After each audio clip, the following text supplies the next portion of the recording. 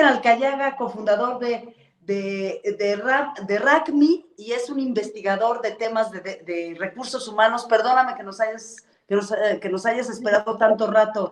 Cristian, ¿cómo estás? No, bien, Carla, Pati y Miguel, muchas gracias por la invitación. Estaba muy entretenida la conversación. Estuve bien atento ahí con lo que hablaba Carlos, tiene mucho que ver con lo que hacemos nosotros, y además estaba mirándome la piel también con las cremas. Para que veas que somos muy versátiles. ¿Estás en Santiago? ¿Estás en México? Yo ahora estoy en México, estoy viviendo en México, me vine con mi familia, así que estamos acá hace como 3 meses viviendo, claramente por RACMI, por la empresa, nos ha ido bastante bien. Acá me avisan si hablo rápido porque siempre me retan. No, estamos encantados, y aquí ojalá que tengas unos amigos en terapia ahora que estás recién llegado. Me gusta el mote con huesillo, así que ya. Qué rico, y sin albur. Oye, muchas gracias. Nada, la idea de la conversación es explicarles un poco de este benchmark latinoamericano que hicimos, un estudio que hicimos en alrededor de 10 países en Latinoamérica, y básicamente que responde esa pregunta bien simple que tú dices, Carla, que tiene que ver, pero que tiene alto nivel de correlación respecto de un indicador muy importante que las empresas deben medir, que es la intención de permanecer. Hay una correlación muy grande entre la recomendación y la intención de permanecer de las personas. Dicho en un castellano más simple, la gente que recomienda a las empresas es gente que tiene anda buscando menos trabajo, que va a renunciar menos y que se va a quedar más tiempo trabajando en el lugar.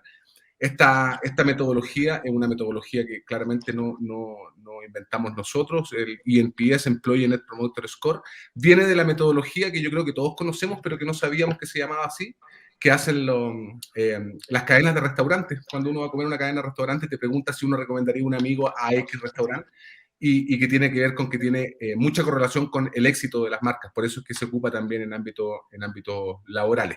La idea de esta conversación es poder profundizar en los insights más importantes que sacamos de los trabajadores mexicanos, para que vayamos conversando respecto a eso y a los desafíos de la gestión de personas también en este ámbito. 10 países, pues adelante, Pati. No, a mí me gustaría preguntarte, Carlos, tú como experto en recursos humanos, Cristian, perdón. Me cambiaste el nombre, Pati. Sí, ya, mira, me quedé con Carlos, pero bueno. Sí. Cristian, por ejemplo, como experto en recursos humanos, ustedes cuando ven a alguien que quiere buscar un trabajo, ¿qué características les importan más? ¿O qué características les importan más a las empresas? ¿El coeficiente intelectual? ¿La persona inteligente emocionalmente? ¿Qué ven en las personas? ¿Qué les interesa más a las empresas cuando tienen la oportunidad de contratar y buscar personal? Yo creo que esa pregunta hay que darle la vuelta hoy día, Pati, porque hoy día ha cambiado el paradigma del trabajo. A ver, creo que si bien, claro, uno podría decir como la respuesta políticamente correcta es la adaptabilidad al cambio, y lo que siempre uno dice, y las entrevistas psicológicas te dicen que uno debiera decir, pero realmente lo que nosotros vemos, nosotros trabajamos en RACMI con alrededor de 300 organizaciones, con más de 1 millón de usuarios dentro de nuestro software, y lo que hemos podido ver es que hoy día el paradigma del trabajo cambió. Y que no lo estamos viendo, que yo creo que lo estamos viviendo, pero no lo estamos viendo, digamos. Yo creo que en unos 20 años más vamos a mirar para atrás, y hoy día, en este tiempo, va a ser cuando cambió la forma en que se entendía el trabajo. ¿Qué significa esto? Significa que hoy día las empresas tienen la gran responsabilidad de tener una oferta atractiva. Lo que hablaba Carlos, por ejemplo, respecto del burnout, o el clima, el engagement dentro de las compañías, hoy día están siendo cada vez más una necesidad. Las empresas están teniendo que ser capaces de conciliar familia, persona, trabajo. Las empresas tienen que ser capaces de tener una buena marca empleadora para que el colaborador los prefiera. Hoy día el gran tema en las áreas de gestión de personas dentro de la empresa es la atracción y la retención del talento. Entonces la pregunta es al revés: ¿qué debiera hacer yo como empresa para ser una empresa atractiva para los futuros talentos que quieran trabajar en mis compañías? Pero, perdón, Cristian, yo me quedo siempre con la impresión de que el buscador de empleo, es decir, la persona que quiere trabajar, busca el empleo, pero la empresa es la que decide si sí o si no. Sí, claro, no, sí, evidentemente. La empresa no es que abra las puertas y diga, yo te hago claro, este trabajo que está padrísima y que va a ser el más feliz del mundo, ¿no? Y además agregaría esto, a lo mejor estamos hablando de empresas de países latinoamericanos principalmente. Tal vez tu concepción sea de otro tipo de empresas que ya rebasaron esas circunstancias. La realidad hoy en día es precisamente la que plantea Miguel. Claro, no, sí, yo estoy de acuerdo. Lo que estoy diciendo es que estamos viviendo y estamos hoy día en un momento de cambio respecto a cómo debe la empresa entender la atracción laboral. Ya. Porque lo que está pasando, y con esto termino la idea y te paso la palabra, Carla, lo que está pasando hoy día es que las empresas, y uno lo puede ver, se están peleando el talento. Las personas se están yendo de una empresa a otra, estoy hablando de los aspectos laborales que son profesionales, administrativos, ese tipo de trabajos, digamos, en donde las personas están yéndose por no necesariamente mayor salario, sino porque son empresas en donde no hay burnout, donde se preocupan por querer trabajar y disminuir el burnout, donde tengo un buen clima laboral, donde puedo, como les decía, conciliar mi vida familiar y mi vida laboral, donde tengo flexibilidad. O sea, hoy día la flexibilidad que nosotros conseguimos con el home office es una cuestión que ya empieza a estar en el desde de la oferta laboral de una empresa para una persona profesional. A ver, fíjate que estaba oyendo con mucha atención lo que decían todos. El tema es que sí, la empresa decide a quién contrata, pero la rotación de personal es enorme, no solo por la cantidad de personas que son despedidas o se les acaba el contrato, sino porque entre los contratados pasa lo que decía Carlos Pontón. Se mueren las ganas de ser productivo muy rápidamente y esa es una enorme pérdida para los departamentos de recursos humanos. Probablemente ellos decidieron contratarte, pero si no eligieron bien, Miguel, te contrataron, por ejemplo, a una persona, no sé, probablemente estoy pensando en un perfil de clase media alta con una universidad privada, probablemente casi concluyendo la maestría, pero que probablemente no va a encajar y no va a querer comprometerse a largo plazo con la empresa. Y no va a tener engagement, Carla. Y no va a tener engagement con la empresa. Es el compromiso. Claro. Exactamente. A ver, ¿cuál es la gran lección de las grandes asociaciones de recursos humanos en el mundo? Porque tú, la verdad, te lo tengo que decir, estaba estudiando tu trabajo, eres un fregón latinoamericano en esto. Pues dinos qué están aprendiendo los de recursos humanos en todo el mundo, a los que les interesa aprender, por supuesto, ¿no? Sí, claro, eso es bien importante, a los que les interesa aprender. Yo creo que el gran aprendizaje, lo que se está aprendiendo hoy día es hacer más eficiente y apalancarse en la tecnología. ¿Qué quiere decir esto? Quiere decir que hoy día el gran desafío es al poder, porque el primer desafío es automatizar. Es decir, oye, yo tengo que ser capaz de poder automatizar un proceso de encuesta y tener resultados en tiempo real. Como un poco lo que decía Carlos respecto del burnout, o lo que se hace con el clima, o lo que nosotros hacemos con casi todos los procesos de gestión de personas. Pero después de la automatización viene el análisis del dato, el Big Data. ¿Cómo soy capaz yo de analizar, de comprender estos grandes volúmenes de datos que tengo y poder tomar decisiones basadas en datos? Siempre poniendo a las personas en el centro de la gestión. O sea, yo creo que ese es el desafío hoy día de los ejecutivos de recursos humanos. Es cómo yo soy capaz de leer una serie de datos que tengo desperdigados en diferentes subprocesos y hago inteligencia del dato que vaya en pro de una mejor compañía, tanto para las personas como para el negocio. A ver, tengo otra pregunta. ¿Recomendarías tu lugar de trabajo a otros? ¿Qué arrojó este estudio en 10 países? ¿Qué arrojó en México? ¿Y por qué razones las personas sí recomiendan su lugar de trabajo a otros? ¿Y por qué razones no? Lo primero, Carla, es explicar que claro, este estudio es un estudio que contempla una sola pregunta, como decías tú, que es si yo recomendaría o no, pero además nosotros le hacemos algunas preguntas complementarias que tienen que ver con el desarrollo profesional, con la jefatura, con el clima, cosa de poder ver y saber cuáles son las incidencias que tienen esas respuestas en la recomendación, para poder darle claves a la empresa de qué hacer. ¿Ya? Uno de los datos más importantes, yo creo que es bien relevante en México. En México fue el 77% de las personas encuestadas en México fueron personas que recomendaron sus lugares de trabajo. Es decir, están casi 23 puntos porcentuales por sobre el promedio de la región. Eso es bastante llamativo. Lo primero, es como que nos dimos cuenta que el mexicano recomienda su lugar de trabajo. La pregunta es ¿por qué? Hay muchas teorías que vienen y no es tan raro. nosotros hemos visto en muchas empresas que tenían mucho miedo de hacer este tipo de instrumentos o de preguntar por clima o por engagement en pandemia porque pensaban que les iba a ir muy mal, y pasó totalmente lo contrario, les fue muy bien. ¿Cuál es uno de los fundamentos que se ha visto del por qué las respuestas positivas de las personas? Es porque hay un fenómeno como de gratitud. Yo creo que todas las personas vieron, todos tenemos amigos que perdieron el trabajo, emprendedores que quebraron, y nos pasó muy cerca a todos. Y yo creo que las personas están muy agradecidas de poder mantener el trabajo. Ahora, no obstante de eso, una de las cosas que pudimos ver en México, que también es bien interesante y que es un llamado de atención a las empresas, es que una de las cosas más relevantes para el trabajador mexicano es las posibilidades de desarrollo dentro del lugar de trabajo.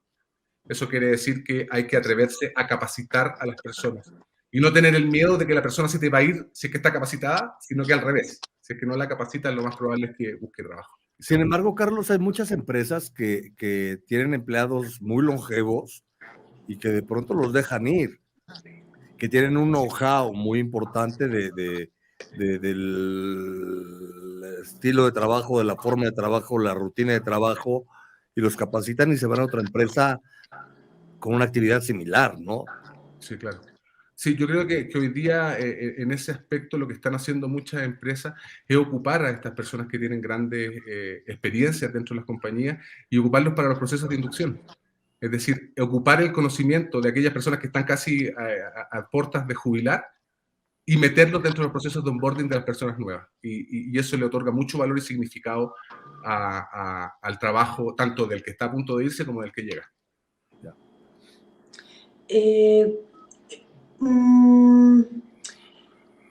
A ver, ¿cómo nos quitamos de encima la idea, Cristian, de que el crecimiento de nosotros, nuestro crecimiento intelectual, profesional, depende de que el jefe te dé una oportunidad? O sea, ¿cómo movemos esa idea y nos volvemos como individuos en permanente aprendizaje nosotros para nosotros?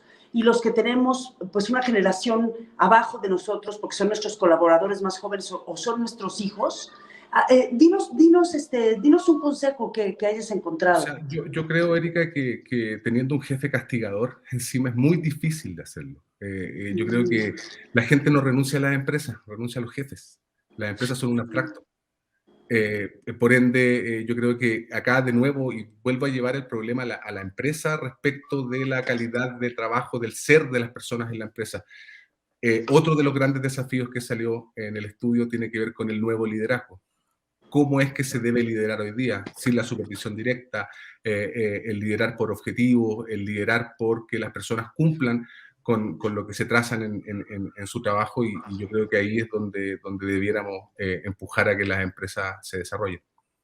A mí me gustaría preguntarte finalmente, Cristian, sobre el fenómeno de la gran dimisión que se ha vivido en los Estados Unidos como efecto de la pandemia. Y ponemos el ejemplo de Estados Unidos porque es emblemático para todos, ¿no? Empresas importantísimas. Y la gente ha dicho, ¿sabes qué? Yo me voy porque las circunstancias, lo que he vivido, me hacen querer aprovechar mejor mi vida. Esto que se ha vivido con la pandemia plantea un nuevo reto para las empresas a fin de consolidar a sus propios empleados. Es exactamente lo que te decía Patti al principio, que es el cambio de paradigma. Es cómo como empresa soy capaz de conciliar la vida laboral, familiar y personal. Cómo como empresa soy un poco más que una empresa.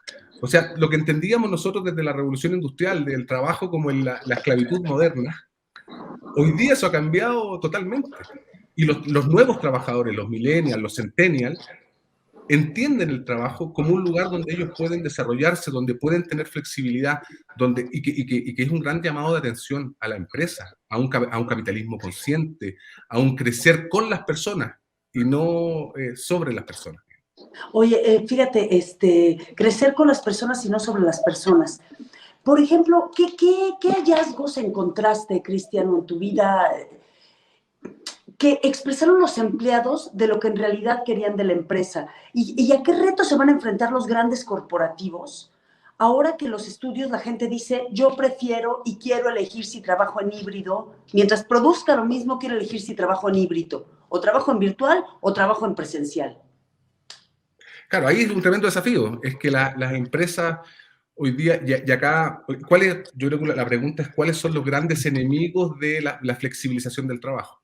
Y los grandes enemigos son los procesos muy burocráticos, son las empresas muy enchapadas en la antigua, son las empresas que no tienen autonomía en el trabajo, que no le permiten autonomía a las personas porque no confían en el trabajo de las personas. Yo creo que eso es algo que necesariamente está cambiando y que va a cambiar definitivamente. O sea, la empresa hoy día por ponerlo con un ejemplo, o sea, la empresa que después de la pandemia se dobló, digamos, y tuvo que tener teletrabajo a la fuerza, y hoy día, después, cuando empiezan a liberar de nuevo, vuelve como con estos fierros con memoria, digamos, vuelven a donde estaban, van a ser menos competitivas. Y eso es lo que va a pasar, van a ser menos competitivas en todo ámbito.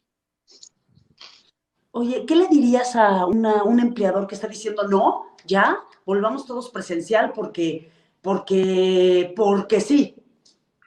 Eso, que hay que mirar lo que está pasando afuera y que hay que entender que hoy día el mundo cambió y que uno puede tener empresas totalmente funcionales, eficientes, siempre y cuando tengamos procedimientos claros, trabajo en base a objetivos y orden, digamos. O sea, yo creo que eso es lo fundamental. Creo que la resistencia al cambio nos pasa a nosotros. Piensa tú que nosotros automatizamos procesos desde Rangmi a la empresa y tú te encuentras con personas que llevan mucho tiempo haciendo las cosas de la misma manera, que no siempre es la forma más eficiente y que tú con un clic puedes hacer lo que ellos hacen en 6 meses. El tema es cómo yo soy capaz de entender que mi labor, o sea, algo que no puede hacer una máquina, es mi juicio crítico, mi juicio reflexivo, es mi capacidad estratégica. Entonces ahí es donde hay que empujar el que la tecnología sea un complemento y que las personas puedan salir de lo táctico, del barro, digamos, y puedan plantearse en lo estratégico de la gestión.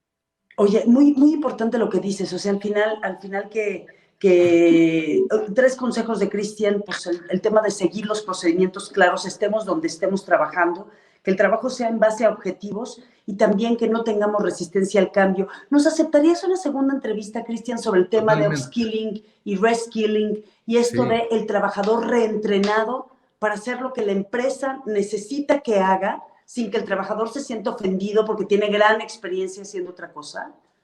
Totalmente, feliz de poder acompañarlos, de contarles mi experiencia y de poder también contarles la experiencia que tenemos con Rangmi, con nuestros clientes. Importante decirles que muchas de las cosas que nosotros como Rangmi contamos tienen que ver con lo que vemos en las compañías, no muchas veces con mi opinión, sino con lo que hemos visto como fenómenos que se están dando y que hemos visto que empresas han triunfado en cuanto han sido capaces de adecuarse y empresas que le ha costado mucho en cuanto no han sido capaces de hacerlo. Oye, danos, perdón que te estemos robando, ya es después de las 10 de la noche también a Pati y a Miguel, y al equipo de terapia, por supuesto. Los empleados no renuncian a las empresas, renuncian a los jefes. Pues nos están escuchando algunos jefes, pues darles un consejo. Yo creo que acá lo fundamental es poder, siempre lo hablamos con las empresas, es poder medir, es poder tener indicadores claros. Tú hacías ahí un ejemplo cuando hablabas con Carlos sobre Great Place to Work, en donde el problema de que tú le preguntas un montón de cosas a la gente, como de qué departamento eres, si eres hombre o mujer, y que no sé qué, no sé cuánto, y la gente se queda como que todos lo están mirando y nadie es como honesto al votar. Hoy día con las nuevas tecnologías tú no le preguntas nada a las personas. Solamente las personas votan una encuesta y los datos son confidenciales. Las empresas como nosotros no entregamos datos particulares porque no tienen ningún sentido. Entonces, yo creo que el consejo para los líderes es que se atrevan a medir. No hay peor diligencia en una empresa que es la que uno no le pregunta a la persona. Tratemos de no quedarnos con prejuicios de lo que yo creo que pasa en la empresa, sino que vayamos a preguntarle a la gente. La gente sabe muy bien lo que le está pasando. Escuchémoslo y seamos lo suficientemente humildes para poder cambiar las cosas que la gente nos está diciendo que hay que cambiar. Tengo un libro que encontré ahora que estaba limpiando, bueno, siempre limpio, pero ahora que estaba limpiando más, un libro muy viejo que me dieron en un Wobby, en uno de estos congresos, que se llama Conversaciones Cruciales. Entonces hablaba de muchas conversaciones cruciales en la vida, como por ejemplo, pues el tema de plantear que tú quieres, por ejemplo, un traslado a otra entidad de la República, o una pareja que habla, por ejemplo, de un problema, digamos, en la intimidad y pues no quieren herir los sentimientos del otro. Y otra de las conversaciones cruciales ejemplificadas era sobre el empleado que necesita decirle a su mando medio que lo está haciendo mal. Ya no al CEO, porque igual es más fácil decirle al CEO, pero al mando medio, Cristian, y yo Pati creo que y Miguel. Ahí hay una gran labor de la empresa, es hacerse cargo de los mandos medios, capacitar a los mandos medios. Muchas veces los mandos medios están en una especie de invisibilidad. Todos los coaching de los que hablaba Carlos son a los gerentes, a los VP, a las primeras líneas, a los C-level, digamos. Pero tienes una base de personas que son los que le muestran la empresa a las personas, que son el espíritu de la empresa, y no tiene ese nivel de skills y que hay que educarlas. Y la mejor forma de educarlo es medirlo, saber dónde les está apretando el zapato y poder ayudarlos a que estas cosas mejoren con instrumentos que tengan validez metodológica, evidentemente. Cristian, danos tus redes. Mis redes, Cristian Alcayaga en LinkedIn, RankMe, busquen a rankme.com. El estudio está en rankme.com/blog, así que busquen, tenemos mucho material, mucho contenido.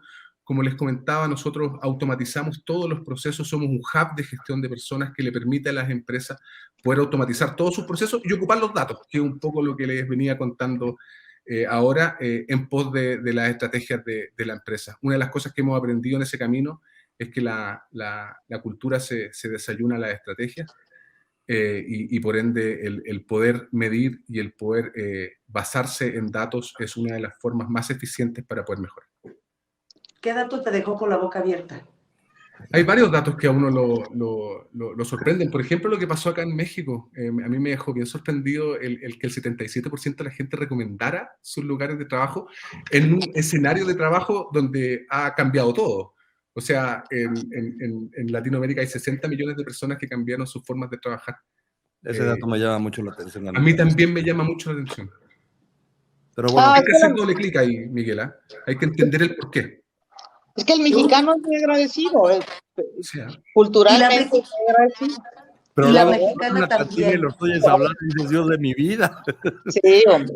Oye, RankMe es RANKMI. Trabajan, son mandos medios, son empleados. Métanse a RankMe a ver los estudios, están muy buenos. Y Cristian Alcayaga es Cristian Alcayá, sin H, Cristian Alcayá 2, si no me equivoco. Alcayaga. Hacia Alcayaga, sí. No, soy muy En bueno para las Twitter. redes sociales. Gracias, Carla. Venga. Miguel, Pati, le cedo, porque yo soy muy agradecida. Muy interesante. Soy una mexicana agradecida. Ese es un chiste No, local. sí, hay que ser agradecido. No, pero qué interesante que los retos que tienen las empresas ahora, ¿no? Aquí me queda un poco la duda si son, las empresas latinoamericanas las que probablemente tienen que cambiar la visión, ¿eh? No creo que sea la misma visión que tienen las empresas estadounidenses, esa apertura, porque tú sabes que tiene que ver mucho la cuestión cultural. Pero totalmente. Bueno, interesante lo que tendrán que hacer tras el paso de la pandemia, que es que le vemos pronto el futuro. Solo para complementarte, esta es una crisis a diferencia de otras crisis. Esta no es una crisis financiera, donde, Claro. donde los gerentes de finanzas tuvieron que salir a salvar a las empresas. Esta es una crisis profundamente humana. Es una crisis que nos afecta a todos, que tiene que ver con nuestra salud, que tiene que ver con nuestros aspectos sociales, y los llamados hoy día a salvar a la empresa son los gerentes de personas y generar estrategias para que esto funcione.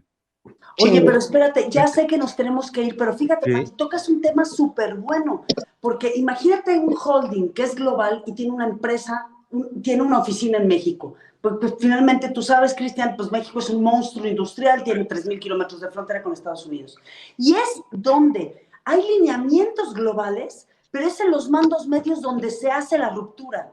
Se hace la ruptura cultural y entonces se viola el código de la empresa y entonces vienen los cacicazgos, el jefe, ¿cómo dijiste? El jefe tirano y estas cosas, ¿no? Sí. Por eso que es muy importante, nosotros trabajamos con empresas bien grandes, corporativas, que están en toda la región, con más de 150,000 usuarios.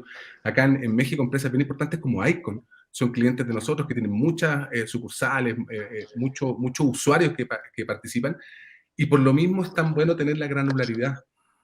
Por lo mismo es tan bueno hacer participar, ojalá censalmente, a las personas en los procesos. Cosa de tú poder tener porque al final imagínate lo difícil que es geográficamente el poder transmitir una cultura.